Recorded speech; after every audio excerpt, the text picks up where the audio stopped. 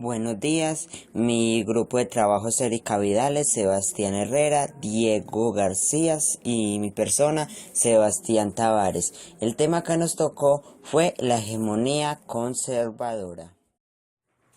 La hegemonía conservadora fue el periodo en el que el Partido Conservador se mantuvo en el poder de forma continua durante 44 años. Se inició en 1886 cuando José María Campos Serrano asumió la presidencia de la República de Colombia en nombre de la Regeneración Liberada por Rafael Núñez, bajo la cual se promulgó la Constitución de 1886 de corte centralista y la hegemonía conservador.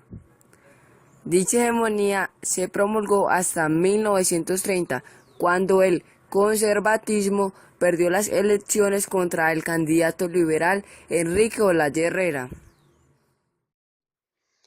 Entre 1899 y 1902 se desarrolló en Colombia la Guerra de los 1000 días, un conflicto armado entre liberales y conservadores. La victoria fue obtenida por el bando conservador y se dio por terminada con los tratos de paz de Neerlandia y Wisconsin.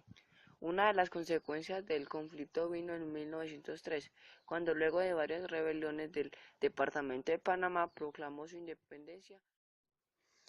Entre 1890. Hola, mi nombre es Diego Alejandro García y les voy a hablar sobre los presidentes de la hegemonía conservadora. Manuel Antonio San Clemente, Boga Provincia, Unidad de la Nueva Granada, 19 de septiembre de 1803. Villeta, Cundinamarca, Colombia, 19 de marzo de 1902. Fue un estadista, educador, jurista y político colombiano que ejerció la presidencia de la República en los años 1898 y 1900. Le correspondió afrontar la Guerra Civil de 1860, que se inició en los estados del Cauca, Santander y Bolivia, y se extendió por todo el país, destacando las secciones del Oratorio Manizales, Segovia, La Barrigona, El Rosal, Usaquén y Bogotá. San Clemente participó directamente en la campaña de Santander con el presidente Ospina Rodríguez y asistió a la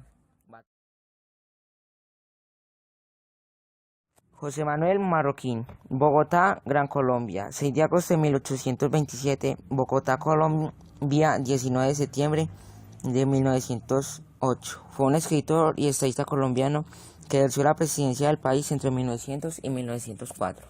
Para lograr la paz y el orden institucional, el gobierno del presidente Marroquín entró en negociaciones con fuerzas revolucionarias y firmó diversos tratados de paz. El Tratado de Neerlandia, el 24 de octubre de 1902, el de Wisconsin el 21 de noviembre del mismo año y el Tratado de Paz de Chinacota. Rafael Reyes, Santa Rosa de Viterbo, Boyacá, República de la Nueva Granada, 5 de diciembre de 1849. Bogotá, 19 de febrero de 1921. Fue un político, explorador, comerciante y militar. Fue presidente entre 1904 y 1909. Entre las obras que contribuyeron notablemente al desarrollo del país, su política de monopolios fiscales de licores, tabaco y degüello, el impulso del financiamiento estatal para la inversión pública en caminos y carreteras, con la creación del Ministerio de Obras Públicas, la promoción del ferrocarril de Girardot y la continuación del Capitolio. Carlos Eugenio Restrepo nació el 12 de septiembre de 1867 y murió el 6 de julio de 1937. Fue presidente entre 1910 y 1914. Colaboró en varias revistas antioqueñas de principios del siglo XX como El Montañés, 1899, La Miscelánea, 1888 y 1905, Lectura y Arte, 1903 y Alfa, 1906, 1907, 1908 y 1910, con artículos políticos. José Vicente Concha, Bogotá, 1867, Roma, 1929. Fue presidente entre 1914 y 1918. Fue político y educador. Con el apoyo del Partido Liberal, dirigido por Rafael Uribe, logra la presidencia del país en 1914 y 1918, derrotando al candidato republicano Nicolás Esguerra. Muere siendo embajador de Colombia en Italia.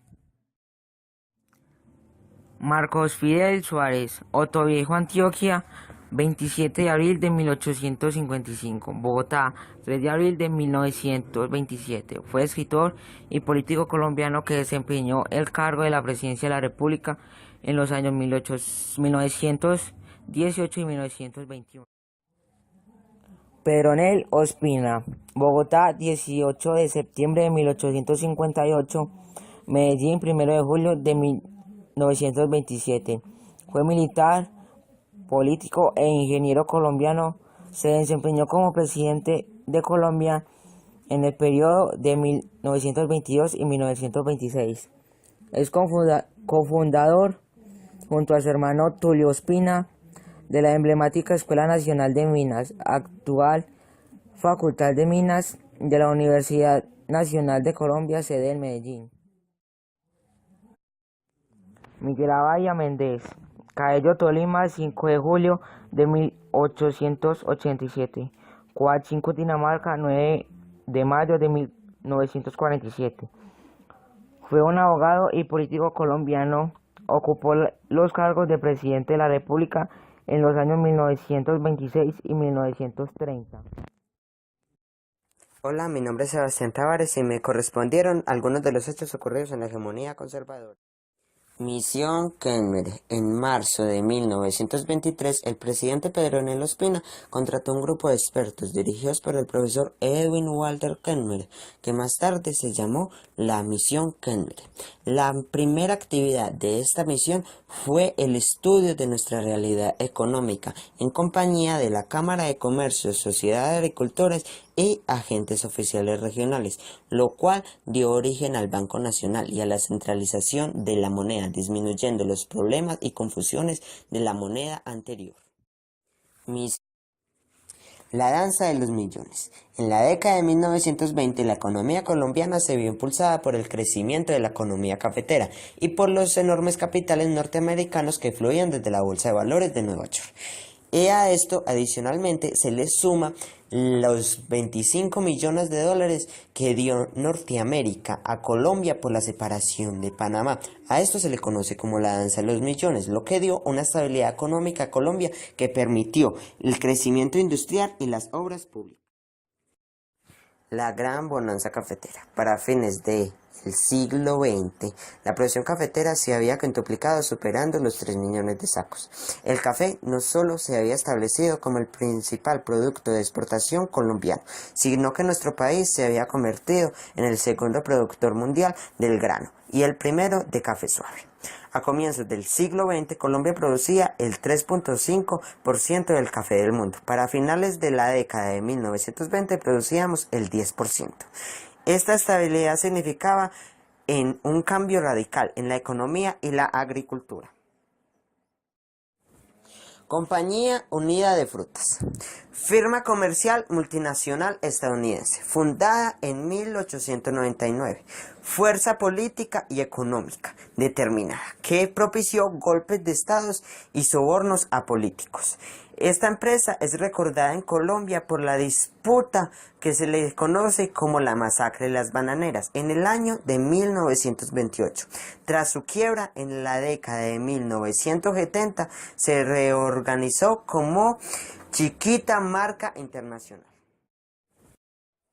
La masacre de las bananeras fue un exterminio de los trabajadores de la United Fruit Company que se produjo entre el 5 y el 6 de diciembre de 1928 en el municipio de Ciénaga, cerca de Santa Marta, en el departamento de Magdalena, Colombia. Un número desconocido de trabajadores murió después de que el gobierno de Miguel Abadía Méndez decidiera enviar el ejército colombiano a poner fin a una huelga de un mes organizada por el sindicalismo de los trabajadores que buscaban garantizar mejores condiciones de trabajo. El gobierno de los Estados Unidos de América había amenazado con invadir Colombia a través de su cuerpo de marines si el gobierno colombiano no actuaba para proteger los intereses de la UNITA.